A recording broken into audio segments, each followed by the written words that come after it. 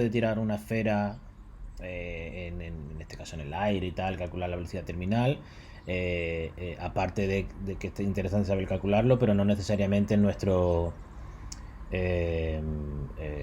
interés profesional va a estar más relacionado, como hemos dicho, con posiblemente el paso de fluidos a través de bueno, lechos. Lechos realmente, cuando hablamos de lecho, en inglés es bed. En inglés lecho poroso o lecho empaquetado, o lecho poroso empaquetado, es pack bed, ¿vale? Y se refiere, como veis más o menos aquí en este dibujito tan extraño, en un recipiente en el que se tiene, pues la parte inferior puede ser algún tipo de soporte o membrana, ¿vale? Una rejilla que captura estas esferas, y estas esferas, estas partículas, pues pueden ser mil cosas. Pueden ser esferas de vidrio, esferas de carbón activo, esferas de un catalizador de titanio, esferas de cualquier cosa, que se forma ese empaquetado de esferas, y a través esferas o partículas, no necesariamente, parto de la idea de que normalmente son esféricas, pero no tienen por qué, ¿no? También puede ser pellets. ¿Os suena la palabra pellet? Pellet. De la estufa, sí. Sí, mira, las estufas lo que hacen es que es un aglomerado de maderas, historias, y que le dan esa forma como de un trozo, un cilindro, o un pequeño. Sí, más o menos suele ser un cilindro. Una cápsula. Sí, una cápsula, más o menos, el cilindro es más o menos alargado, y que lo que tiene, pues eso es lo mismo, un pellet sería lo mismo, pero con material, en este caso, con propiedades químicas que nos interesen. Puede ser un pellet de un catalizador mezclado con un aglomerante, mezclado con no sé qué, y que se mete ahí para hacer el contacto entre la fase sólida y la fase fluida, de tal manera que se dé a cabo la reacción, ¿no? Que ya veremos, que es lo que supongo que nos interesa. Pero de momento vamos a estudiar la fluidodinámica, ¿vale? Entendemos que tenemos un vaso, un reactor, y bueno, de momento, en este momento, vamos a considerar que el fluido va de arriba abajo. Por una cuestión puramente, porque si va de abajo arriba, es posible que el fluido se acabe llevando las partículas. Que eso de hecho es el siguiente tema, o sea, parte del tema que vamos a ver, lo que se conoce como lecho fluidizado.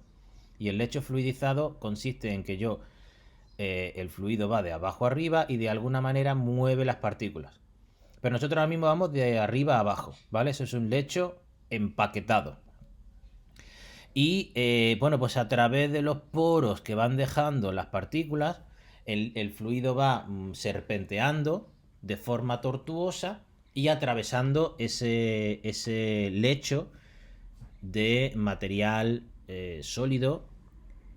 En principio, pues habría un efecto de catalizador y se produciría una reacción, ocurriría lo que corresponda, que ya veremos, ¿no? Pero en este momento lo que nos interesa es que va atravesando ese fluido, y como consecuencia de atravesar ese fluido se produce una pérdida de carga, ¿vale? Una pérdida de carga quiere decir que para que atraviese el fluido tenemos que poner presión. Esa presión puede ser suficiente con una pequeña altura de agua, o a lo mejor no es suficiente con eso, ¿no? Un momentito.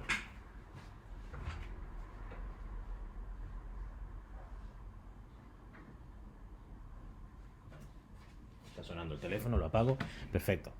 En cualquier caso, va a haber una pérdida de carga como consecuencia del paso del fluido a través de ese lecho. Si el paso del fluido a través del lecho es pues lo suficientemente lento, la velocidad relativa entre las partículas y el fluido es muy lenta, pues puede que ocurra de forma ordenada mediante un flujo laminar. Y si se le suele meter pues una diferencia de presiones lo suficientemente alta para que el fluido pase a través del lecho, pues estaremos en régimen turbulento, como hemos visto hasta ahora. El texto lo estoy diciendo yo de memoria, ¿vale? Pero vosotros lo podéis leer más adelante. Y aquí os puedo dar un poquito de resumen. Este tipo de procesos obviamente son muy difíciles de modelar, ¿vale? Si imagináis un un lecho lleno de un montón de partículas que además están distribuidas de manera azarosa, ¿no? Porque no sabes realmente cuál es la distribución de las partículas. Tal cual caen, se quedan en ese lecho. Pues entonces vamos a trabajar con ecuaciones fundamentalmente empíricas que permiten describir el comportamiento de ese flujo y poder calcular el rozamiento y por lo tanto poder calcular la pérdida de presión. Vale, si os fijáis, las unidades con las que estoy trabajando en estas dos ecuaciones es salto de presión referido, es decir, el delta de F partido A, lo que hablamos antes, pero además ahora lo refiero por L, siendo L la longitud del lecho, ¿vale? Es decir, cuánta presión se pierde en una distancia L del lecho, en este caso en los canales. Aquí parece que el lecho estuviera solo a esta altura, pero supuestamente el lecho es todo toda esa longitud. Pues cuánta presión se pierde en ese lecho como consecuencia de una serie de parámetros que van a ser una constante fluidodinámica, una viscosidad, la velocidad del fluido con respecto a ese lecho, la superficie de las partículas y, en este caso de aquí, el epsilon, que es uno de los datos fundamentales. El epsilon es, bueno, lo podéis encontrar como epsilon, lo podéis encontrar como teta, lo podéis encontrar como varias letras griegas, pero hace referencia a la porosidad, no, la fracción de la fracción de volumen en ese lecho. Es decir, imaginaos aquí, ¿no? Para la parte de abajo, ¿cuánto volumen está disponible para el agua o para el líquido con respecto al volumen total? Es decir, el volumen que no ocupan las partículas. Si nosotros conocemos el volumen de partículas y conocemos el volumen del lecho, o sea, del lecho total, pues somos capaces de calcular el volumen que ocupa el hueco que hay entre las partículas y por lo tanto la fracción asociada al hueco, volumen de huecos. Y aquí, bueno, esto se puede o no se puede tener en cuenta. Si nosotros el número de Reynolds incluimos ese volumen de huecos, pues aparece un número de Reynolds nuevo, que es el Reynolds de partícula modificado, y si el 1 partido epsilon lo sacamos del número de Reynolds y lo dejamos en la ecuación general, pues sería el Reynolds de partícula normal, ¿vale? Y eso realmente no tiene mucha dificultad. Lo único que tener en cuenta es que el Reynolds de partícula modificado, si se usa, incluye el valor del volumen de huecos correspondiente, ¿vale? De la misma manera, exactamente el mismo concepto. Bueno, ya fijaos aquí, ¿no? El número de Reynolds de partícula modificado menor que 10 o el normal menor que 1. Y el régimen turbulento, pues vamos a tener una ecuación muy parecida, que en este caso es la ecuación de Karman, que es una ecuación también empírica, que nos recuerda mucho a la ecuación que conocimos de Fanning, ¿no? Un medio del factor de fricción por ρ por v cuadrado. Y aquí lo volvemos a tener una serie de...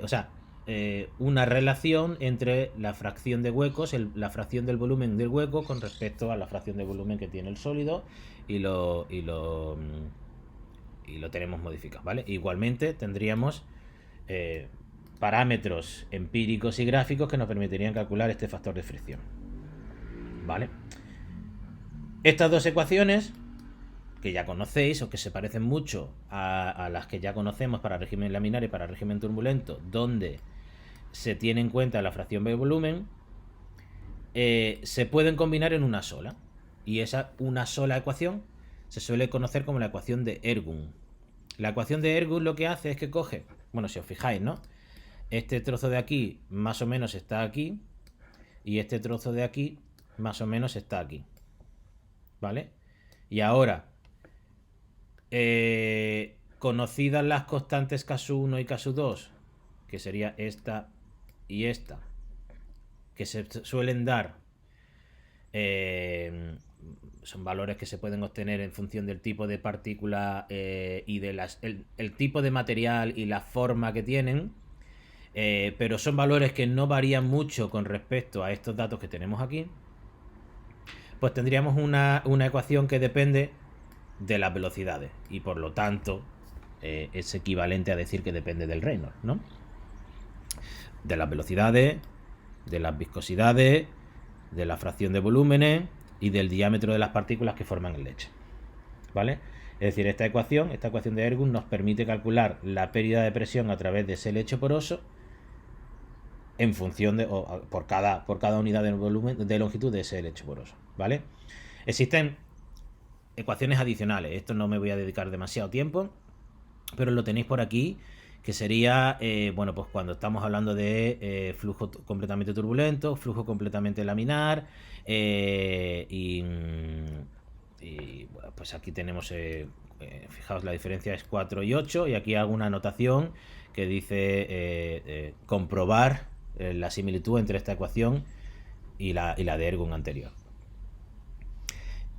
Y otra ecuación, por si os suena, que de hecho esta es la que luego utilizaremos fundamentalmente cuando hagamos el análisis de las prácticas, es la de Hamed y Sunada, que es prácticamente la misma ecuación de Ergun que acabamos de ver aquí arriba, solamente que reescrita, ¿vale? Es así, de sencilla, con el correspondiente Reynolds de partículas, que se me olvidó poner la P. Y si yo despejo el factor de fricción tal que así, y así, y el Reynolds modificado tal que así, me queda esta ecuación que depende de alfa y de beta, que son dos parámetros que se pueden utilizar, se pueden obtener empíricamente comparando datos experimentales con valores conocidos, como es la velocidad, la viscosidad, la densidad, la caída de presión que se puede medir, etcétera. ¿Vale? Voy a hacer hincapié, voy a hacer una pequeña descripción sobre sedimentación, esta, ¿no? Esta, vale. Sobre lo que vamos a hacer en las prácticas, ¿vale? De hecho, aquí tenéis exactamente las mismas ecuaciones, el guión de práctica que yo os pasaré, pero yo quiero ver sobre todo el montaje experimental. Fijaos este montaje experimental que tenemos aquí. Más o menos se ve. Se trata, si hago zoom, no se ve muy bien claro, pero este tubo central, esto que está aquí, es... Uy. Esto que está aquí, esto es... aquí hay una superficie y eso que tiene aquí es un lecho de partículas de vidrio.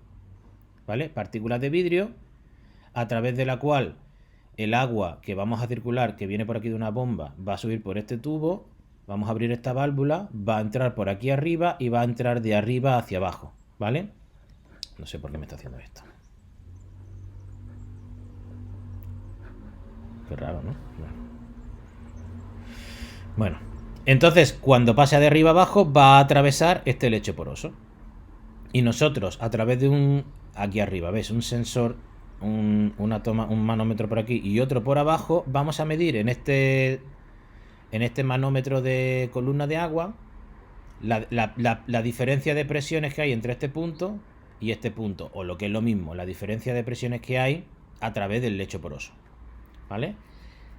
Modificando los caudales, es decir, modificando las velocidades, vamos a calcular la relación entre el caudal, velocidad y presión.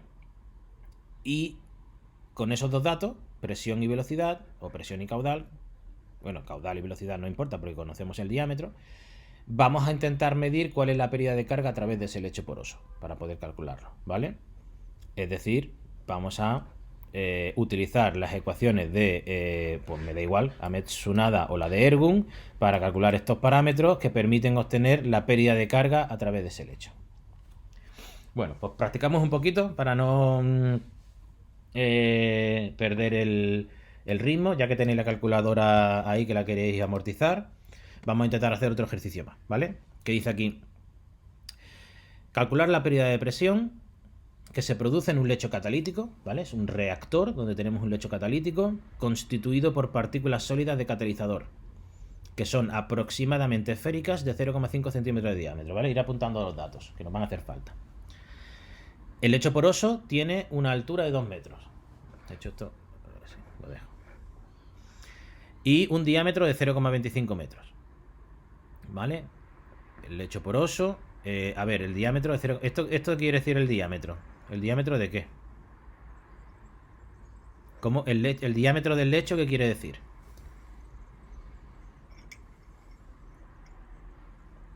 el tubo que hemos visto antes. El tubo, ¿no? Exactamente. El tubo que es un reactor tubular, donde el fluido va de arriba a abajo atravesando el lecho. Y ese cilindro tiene 2 metros de altura, es una buena columna, ¿vale? Es un tubo de 2 metros lleno de catalizador y el diámetro interno de ese tubo es 0,25 metros, ¿vale? Perfecto. Y dentro de ese tubo hay partículas de catalizador esféricas de 0,5 centímetros de diámetro, ¿vale? Y a través de ese tubo entra o pasa un gas, que va a ser el fluido, que lo atraviesa con una velocidad de 1 metro por segundo, ¿vale? Entonces nosotros como datos tenemos la densidad de las partículas, la densidad del lecho, la densidad del fluido, la viscosidad del fluido y el factor de rozamiento en esas condiciones que os lo doy, ¿vale? Ahora, a ver, aquí fundamentalmente quiero hablar de estas dos cosas. ¿Qué es eso de la densidad de las partículas y de la densidad del lecho? ¿Cómo somos capaces de cómo puede ser eso? O sea, el lecho y las partículas son dos cosas distintas, ¿no? ¿Y cómo o son lo mismo? El lecho en sí no tiene... El lecho en sí no tiene nada. O sea, el lecho en sí, el cilindro vacío, nada. Lo que es el lecho se refiere al tubo relleno de partículas, ¿no? Entonces, ¿por qué la densidad del lecho es menor que la densidad de la partícula? Porque la densidad de las partículas solo tiene en cuenta las partículas y la del lecho también tiene el aire que puede existir entre partículas, ¿no? Exactamente, el hueco, ¿no? Cuando no se está metiendo ningún fluido, ¿vale? Cuando no se está metiendo ningún fluido, el lecho en sí tiene partículas y hueco. Y el hueco en principio está lleno de aire o no tiene nada, ¿no? En principio, comparativamente, hemos dicho que es 1000 veces menor densidad, con lo cual, si se desprecia si se desprecia esa cantidad, no se nota la diferencia. Entonces, nosotros a partir de esta relación, lo que sí podemos calcular es la fracción de hueco, ¿verdad? Vamos a ver. Vamos a plantearnos cuál es el volumen del reactor. Vacío, ¿vale? El volumen vacío del reactor. Sabiendo que es un tubo de 2 metros de diámetro, de 2 metros de alto y un diámetro de 0,25 metros.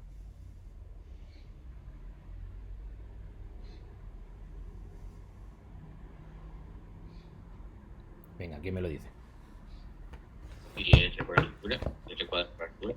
Vale, ¿y sale cuánto? Yo no estoy usando la calculadora hoy, os dejo a vosotros toda la responsabilidad.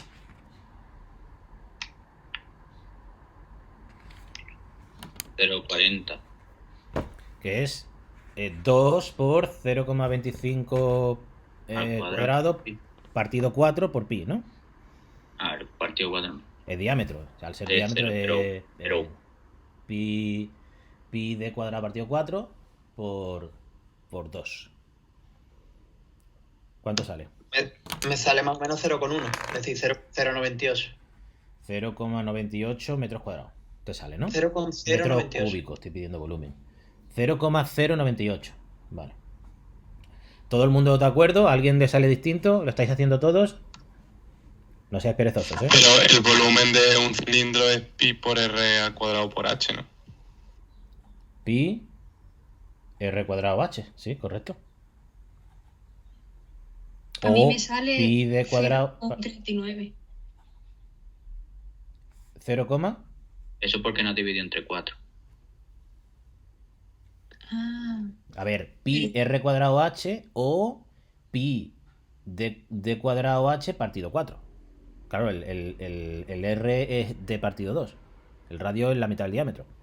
Entonces, si estáis metiendo el diámetro, o sea, si vais a usar el radio, pues 0,125. sí. Total, ¿cuánto sale? 0,098. Sí. Sí, a mí también me sale. Vale, 0,098 metros cúbicos, ¿vale? Aproximadamente 0,1 metros cúbicos. Vale. Eso es el volumen. ¿Cuál es la masa de catalizador que hay dentro de ese reactor cuando está empaquetado?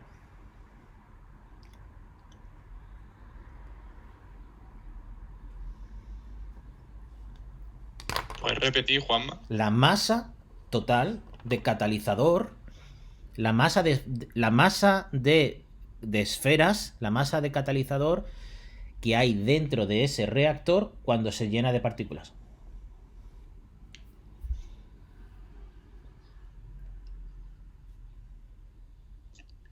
Si estuviera solo lleno de partículas, sin aire ni nada, sería 157 kilos. No, pero eso no tiene sentido. O sea, Estamos, en el es momento en el por el que... hecho.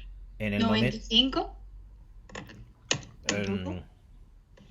¿Cómo lo has calculado, 95? Multiplicando la densidad por el volumen. Claro, 950 por aproximadamente 0,1, pues tiene que salir aproximadamente 95. Un poquito menos, ¿no? Porque es 0,098, ¿no? Te habrá salido 94 y pico, ¿no?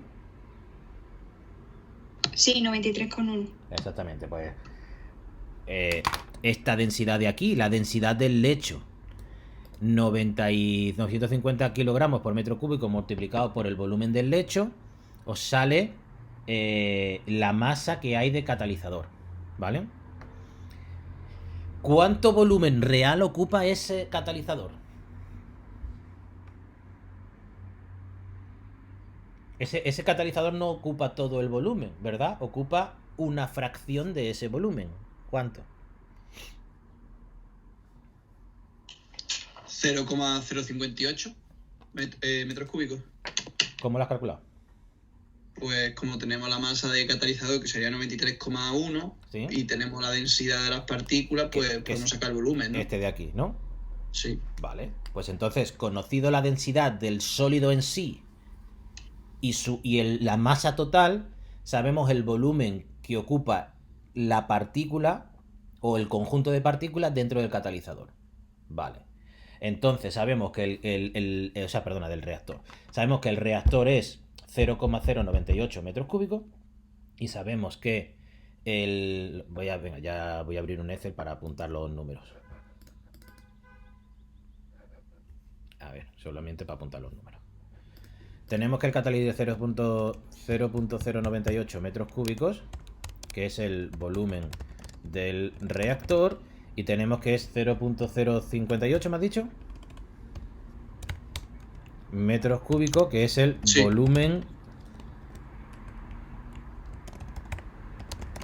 de partículas sólidas de catalizador, ¿no? ¿Vale? Entonces, ¿cuál es la fracción de huecos? Que sería en metro cúbico partido metro cúbico.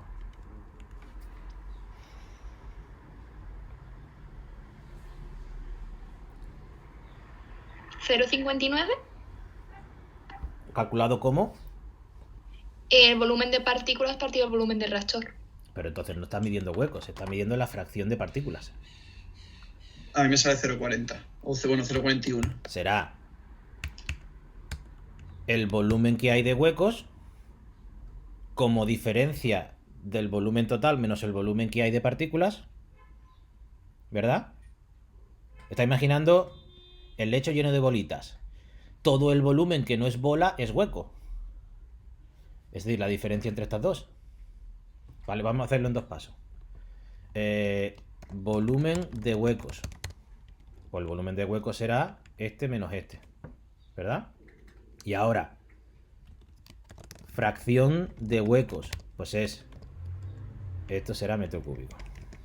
Y esto es metro cúbico partido metro cúbico. La fracción de huecos será el volumen que ocupan los huecos partido el volumen total. Aproximadamente un 40,8%. ¿Sí? ¿Todo el mundo está de acuerdo? ¿Ha salido todo el mundo lo mismo? Sí. Vale. Pues entonces ya tenemos claro, ¿no? La densidad de la partícula, la densidad del lecho, el volumen del reactor, el volumen que ocupa las partículas, el volumen que ocupa el hueco y la fracción de hueco. Hemos definido 7 cosas en nada, ¿vale? Que realmente están autodefinidas en el momento en que entendemos lo que estamos calculando. El reactor es un espacio lleno de material sólido y hueco que luego ocupará el fluido. Y entonces tenemos la densidad del lecho empaquetado, tenemos la densidad de las partículas y a partir de ahí vamos moviendo números hasta que calculamos cada cosa de manera adecuada. Esto da pie a muchas confusiones, ¿vale? Entonces es interesante que nos quede medianamente claro cómo se hacen esos cálculos. Bueno, entonces, ¿Cómo podríamos calcular? O sea, ya tenemos la fracción de hueco, la densidad de la corriente gaseosa, tenemos la viscosidad del fluido, tenemos todo. Entonces lo único que tenemos que hacer es, primero, calcular la fracción de hueco a partir de las densidades, que eso ya lo hemos hecho, y después aplicar la ecuación de Ergun. Pues entonces nos vamos a la ecuación de Ergun, que la tenemos por aquí. Esta, la voy a copiar. Control C. Me la pongo aquí debajo. Control V. A ver, voy a poner... no spacing, ahí. ¿Vale? Y la ecuación de Ergun. ¿Qué tenemos aquí que no tenemos? Tenemos caso 1, que no hemos dicho que eran 150, ¿no? En valor que ya viene dado, estadísticamente es conocido. Caso 1 es 150 y caso 2 es 1,75. Caso 1 lo conocemos, ¿vale? La viscosidad del fluido, que en este caso el fluido es la mezcla gaseosa, que nos han dado 1,5, vale. El diámetro de partícula, que nos han dicho que son partículas de 0,5 de diámetro, vale. Fracción de huecos la hemos calculado y aquí tenemos esta relación que nos da la fracción de huecos, 1 menos la fracción de huecos, que sería la fracción de sólido al cuadrado, partido de la fracción de huecos al cubo, vale. Y V0, que es la velocidad media de paso del fluido a través de ese reactor, ¿vale? Y ahora tendríamos el caso 2, 1,75, de nuevo por la viscosidad, de nuevo partido el diámetro de partícula, de nuevo, fijaos que aquí no está el cuadrado, ¿vale? Cuidado con esto. Y ahora este caso, en el caso de término laminar a la izquierda, término turbulento a la derecha, depende del cuadrado de la velocidad. Todos estos datos los conocemos, ¿no? Perdona, Juanma, ¿cuánto he dicho que valía K2? 1,75.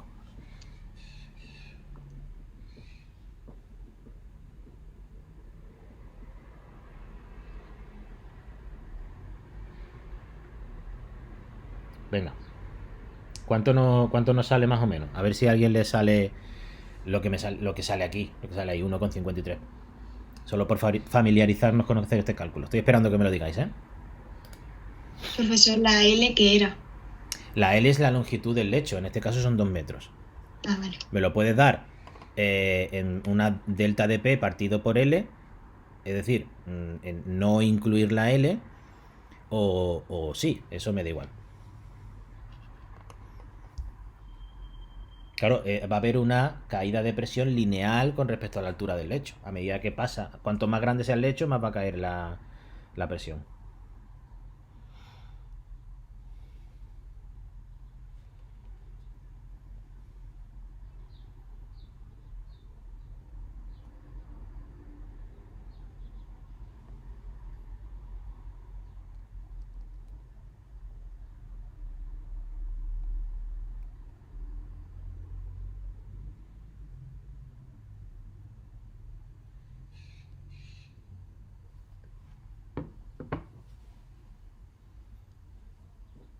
Venga, ¿alguien le sale algo? ¿Estáis con Excel? ¿Estáis con la calculadora? ¿Estáis con el papel? Con la calculadora. Ay, que os gusta una calculadora.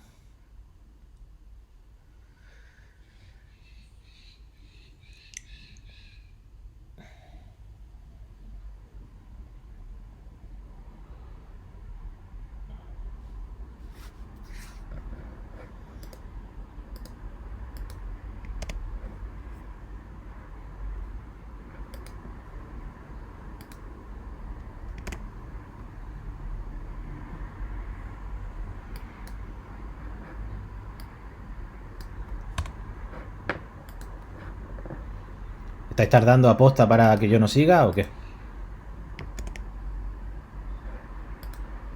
No, yo estoy aquí dándole a la calculadora.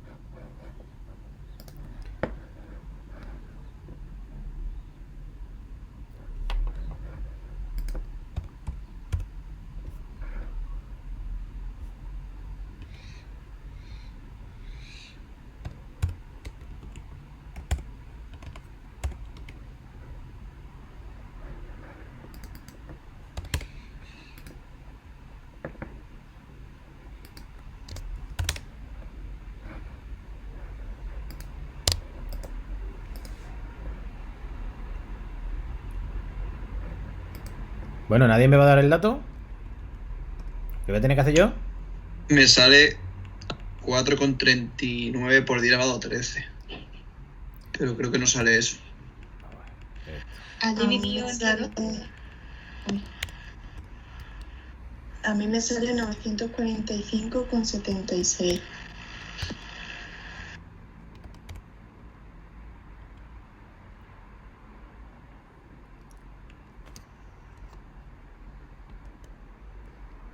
Por ¿cuánto me has dicho? Esto me sale muy alto, a mí también me ha salido raro, espérate. Caso 1. Vale, claro.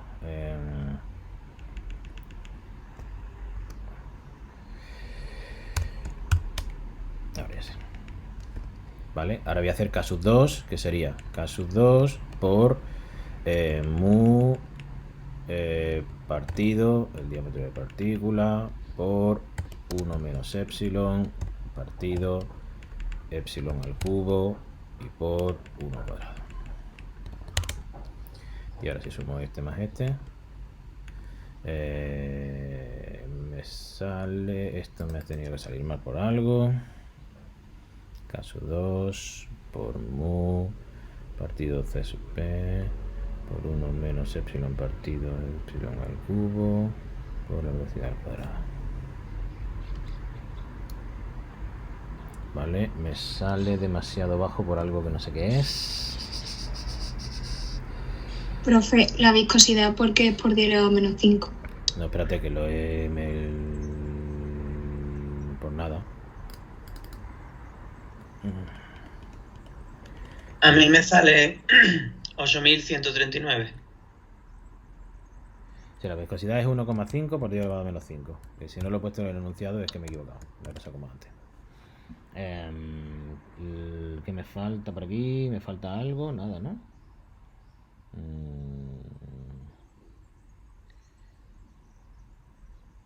Vale, sí, me falta una cosa. Creo que no lo he... Creo que lo he puesto yo mal incluso.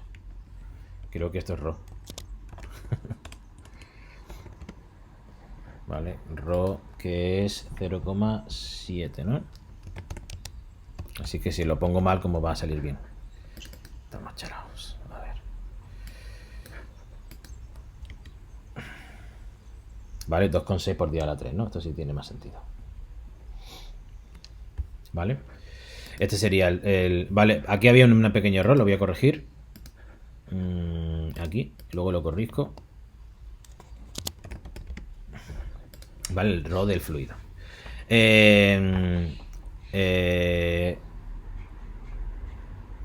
Vamos a ver, este sería la ecuación, la tenéis delante mía, ¿no? Veis que he calculado este primer término y este segundo término por separado, ¿vale? Y luego los he sumado. ¿Por qué? Porque quería hacer hincapié en... ahí. En que vemos claramente que uno es mucho mayor que el otro, ¿vale? Me sale en uno 4,63 y en el otro me sale 2100 y pico, ¿vale? ¿Esto qué unidades tiene? Pues esto tiene que tener unidades de presión, es decir, Newton partido metro cuadrado, y de presión por metro, ¿vale? Presión, que es Newton partido metro cuadrado, partido por metro. Si yo conozco la longitud del lecho, la caída de presión, esto es delta de P partido por L, ¿vale? Delta de P, bueno, yo ya sabéis cómo calculo, como normalmente, si yo quiero aquí poner un delta, lo que hago directamente lo pongo en symbol, ¿vale? En la fuente symbol. Me parece más cómodo cambiar la fuente, aunque también se podría hacer incluyendo insertar un símbolo y buscar directamente el símbolo delta, ¿vale? Eso como queráis. Aquí también podríamos hacer lo mismo. El epsilon pues también se puede hacer o bien con el símbolo epsilon o bien cambiar en la fuente. Pues este va a ser esto multiplicado por la longitud, que es 2, y sale aproximadamente 5,2. Había dicho 5,3, a mí aquí me ha salido 5,2 Newton por metro cuadrado, ¿vale? Ahora mismo tengo a mi gato aquí dando por saco. Estate quieto, anda. Bueno, el primer término sale mucho más pequeño que el segundo. Eso quiere decir que la ecuación de Ergun, como ya he dicho, combina, independientemente de que estemos en régimen laminar o en régimen turbulento, lo que hace es que calcula la contribución de cada uno de los dos regímenes o regímenes, y si uno de ellos es mucho menor que el otro, pues simplemente va a salir muy bajo y el otro va a salir dominante, ¿vale?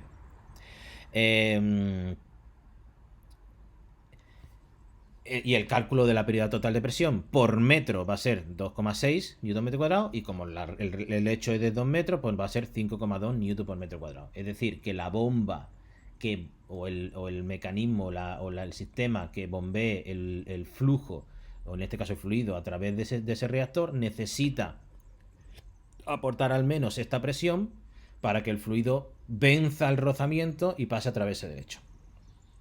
¿Vale? Os voy a explicar una cosilla de Excel, ¿vale? Pues como sé que... Fijaos aquí. Aquí suele ocurrir que... claro, yo cuando hago clic en la celda aparece C13, C11, C12, y yo por los colores más o menos sé qué es cada cosa, ¿no? Pero también hay una estrategia distinta, ¿vale? Imaginaos que hay una cosa que se llama aquí fórmulas, definir nombre, ¿vale? O lo puedo hacer así, o lo puedo decir crear for selección, ¿vale? A través de la derecha, ¿vale? O aceptar. Acabo de aceptar. He definido un nombre. He definido este nombre de aquí. En esta pareja, que es la que tenía seleccionada, este valor de la derecha lo he definido con el nombre que tiene a la izquierda, v sub 0. Eso quiere decir que a partir de ahora en mi hoja Excel, v sub 0 vale 1. ¿Vale? Eso quiere decir que yo aquí, por ejemplo, ¿veis? Donde yo estaba aquí multiplicando por C10, yo ahora puedo multiplicar por v sub 0. ¿Vale? Voy a hacer lo mismo con mu. Voy a crearlo a través de la selección, y aquí, donde antes tenía C11, pues yo ahora lo puedo cambiar y puedo llamarlo mu. ¿Vale? Puedo hacer lo mismo con ro. Defino. Y aquí donde... Bueno, aquí no, es que en esta ecuación no está ro. Bueno, lo puedo hacer con K1, ¿vale? Pues venga, con K1 y K2. Ahí está. Pues antes tenía aquí C13, ahora voy a poner K1. ¿Vale? Y epsilon, pues lo defino también. Y donde antes tenía... ¿qué ha pasado aquí? Vale, epsilon, que es epsilon. Y aquí tengo epsilon.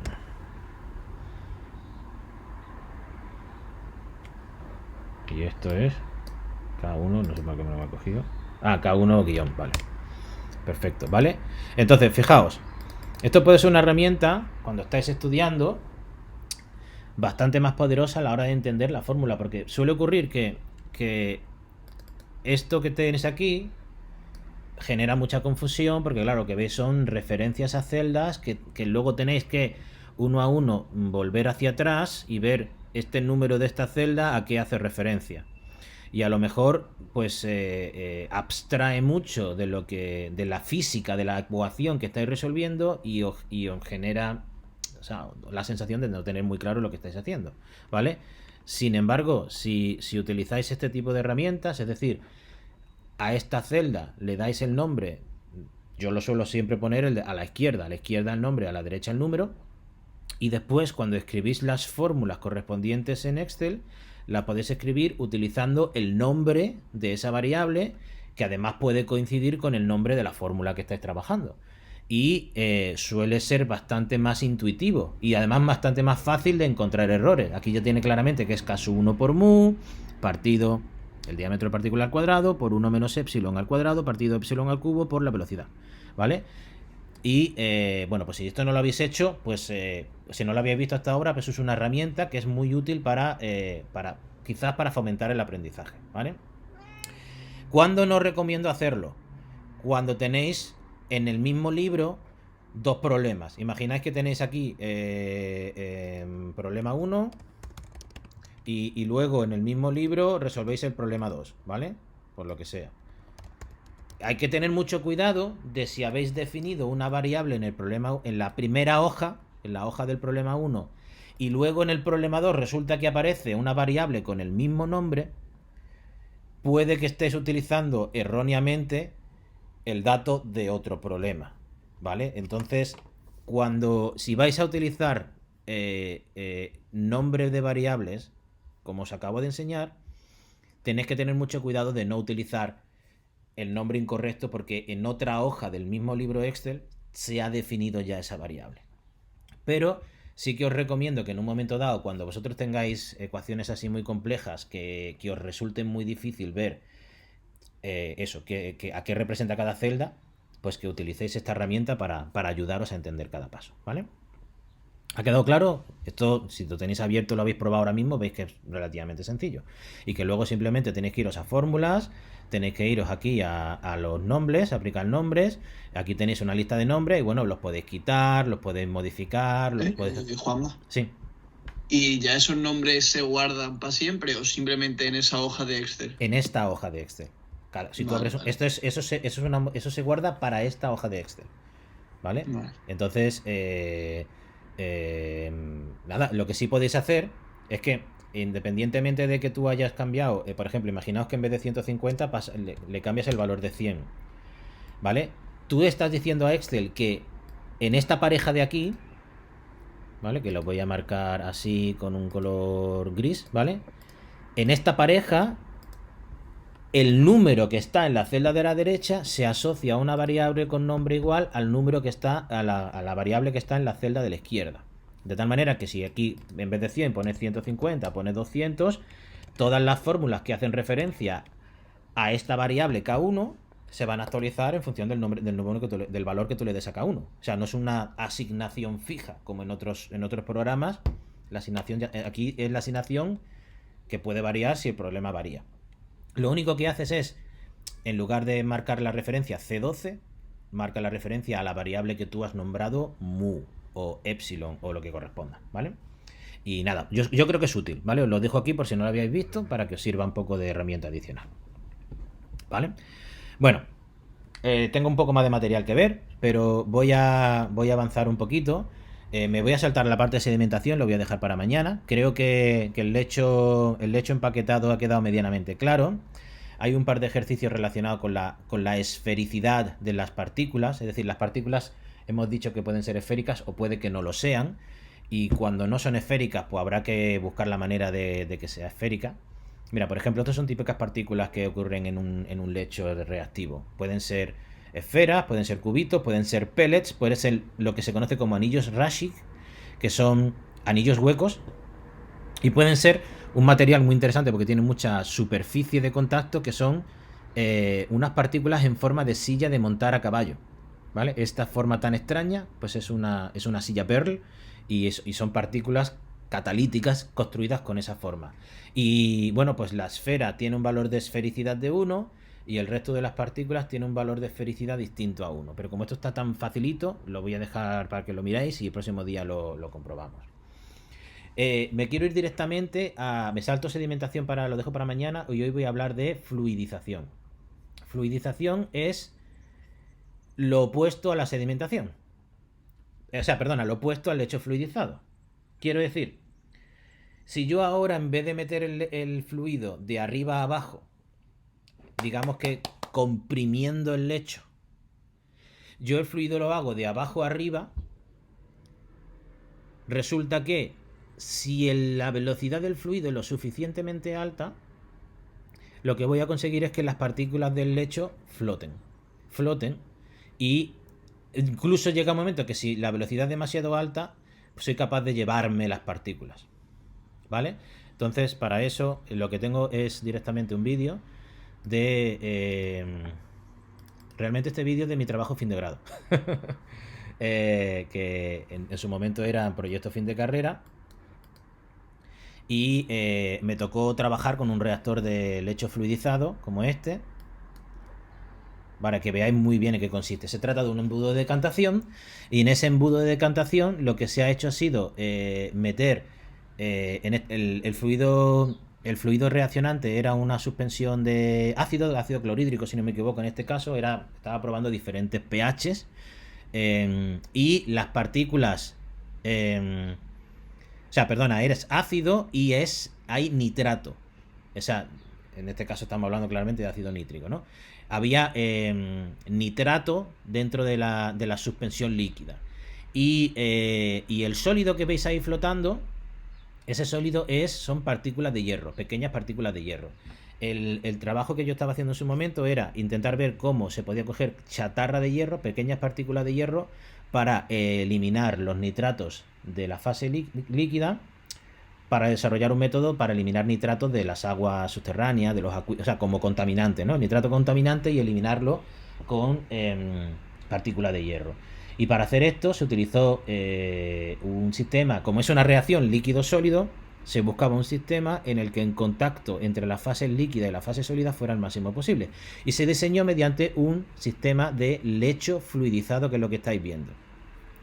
El líquido va hacia arriba. Y entonces, al encontrarse con las partículas sólidas, lo que hace es que las empuja, las mueve, ¿no? Las revolotea. Las revolotea de tal manera que el contacto entre las partículas sólidas y las partículas líquidas se hace máximo posible, ¿vale? Como podéis ver, el flujo va bastante fuerte. Es decir, que si el reactor, en lugar de ser un cono, hubiese sido un cilindro, lo que hubiese pasado es que el fluido se hubiese llevado las partículas y las hubiese arrastrado y se hubiesen ido del lecho. Esta forma que tiene el reactor, que es más fino por debajo y más ancho por arriba, es decir, la sección aumenta con la altura, la ventaja que tiene es que, aunque por aquí la velocidad sea más alta, por aquí la velocidad va a ser más baja. Ya tenemos claramente que si el caudal es constante, a medida que aumenta el caudal, la sección, baja la velocidad. Eso ya lo sabemos, ¿no? De fluido, o sea, de flujo interno.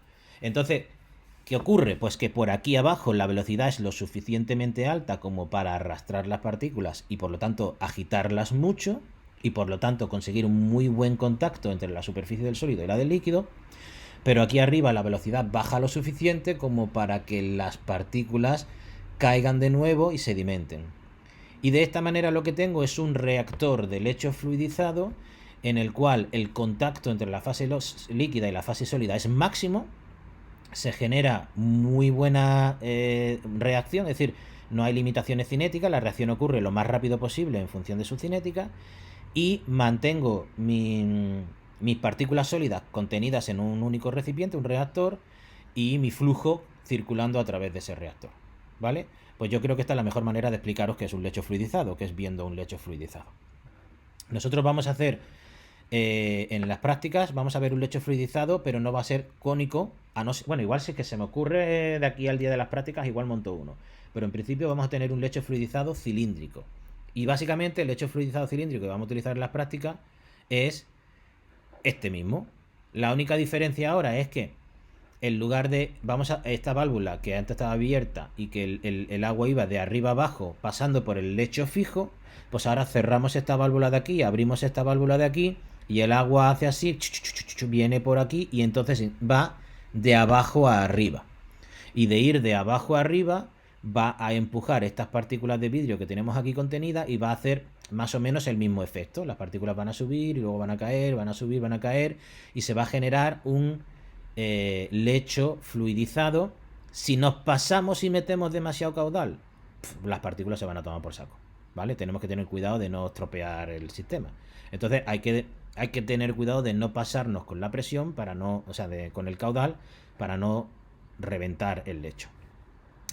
Entonces hay que tener más o menos las partículas ahí, como en el vídeo que acabo de mostrar, dando saltitos y generando el máximo contacto posible entre la superficie sólida y la superficie líquida. ¿Qué es importante saber en un lecho fluidizado? Pues en un lecho fluidizado, que por un lado la física está relacionada con la sedimentación, que es lo que vamos a ver mañana, lo que hay que ver es un poco el comportamiento en función de la pérdida de presión y la velocidad del fluido que atraviesa ese lecho. Al principio, yo empiezo a subir el caudal y empieza a subir la presión, la pérdida de carga. Y llega un momento, que es lo que aquí convencionamos, la velocidad mínima de fluidización, es este punto de aquí, que es la velocidad mínima necesaria para que las partículas bailen, para que el lecho se fluidice, para que haya eso que hemos visto de las partículas que saltan, que suben y bajan, ¿no? A partir de ahí, si yo sigo aumentando la velocidad del flujo, la presión va a ser la misma, porque ya no hay empaquetamiento, ya lo que hay son partículas libremente flotando en el fluido que asciende. Pero si yo me vuelvo muy loco y subo demasiado la velocidad, llega un momento en el que directamente las partículas son arrastradas por el propio fluido y por lo tanto ya se van, y al irse se pierde, no hay pérdida de presión porque no hay lecho, porque no hay partículas, directamente se arrastran y se pierden, posiblemente estropeando el sistema, ¿vale? Entonces tenemos un valor mínimo de velocidad de fluidización mínima y un valor máximo de velocidad de romper el sistema, ¿vale? Que debemos intentar no llegar, ¿vale? Se conoce como velocidad de arrastre, es de la velocidad a partir de cual el fluido arrastra las partículas y digamos que el lecho deja de ser un lecho porque se ha roto, o sea, se ha estropeado. Y por debajo de esta velocidad mínima de fluidización lo que tengo es un lecho empaquetado, y por encima lo que tengo es un lecho fluidizado más o menos fluidizado en función de que tenga más o menos velocidad. Y insisto, a partir de este valor ya no tengo nada, ya directamente me he pasado y tengo que parar y tengo que vamos, me despiden, ¿vale? Entonces tengo que intentar moverme entre el inicio y el final de la fluidización del lecho en función de lo que yo esté buscando, un mayor o menor contacto. Esto en principio ahora mismo es un poco más rollo porque es puro mecánica de fluido, pero esta parte está mucho más guay, como os he enseñado en el vídeo, cuando se combina con la reacción química, cuando lo que tenemos son partículas sólidas que están reaccionando con el fluido por el cual están pasando y se está generando, o bien, no sé si lo he cerrado del todo, se está catalizando o sea, aquí puede ocurrir dos cosas: que nos interese como producto la partícula, es decir, que el producto de interés sea la partícula o que el producto de interés sea el fluido. En cualquier caso, lo interesante no es solamente ver cómo se mueven esas partículas, sino qué efecto tiene la reacción química que ocurre entre las partículas y el fluido. Y qué efecto tiene a la velocidad de reacción el que el lecho esté mejor o peor fluidizado, ¿vale? Y en general, que eso ya lo recordaré, si lo que tenemos son problemas de cinética, es decir, la cinética es muy lenta como consecuencia de que es una reacción sólido-líquido, todas las reacciones heterogéneas, es decir, las reacciones gas-gas son las más rápidas, las reacciones líquido-líquido son rápidas, la reacción gas-líquido ya no tanto, porque ya implica un gas que se tiene que mezclar con el líquido. Y todas las reacciones que involucran sólidos casi siempre son mucho más lentas que todas las demás, por el mero hecho de que necesita el contacto entre las fases. Pues entonces, si somos capaces de mejorar ese contacto entre... O sea, ese sólido casi se comporta como un líquido. Entonces somos capaces de llevar a cabo una reacción que de otra manera sería muy lenta, mucho más rápida, como consecuencia de que el sólido ahora casi se comporta como un líquido mezclado con otro líquido. Y el contacto acelera nuestra reacción y nos permite obtener conversiones mucho mayores y por lo tanto ser capaces de generar el producto que estamos buscando, venderlo y ganar dinerito, que es todo lo que queréis vosotros, ¿no? Bueno, y dicho eso...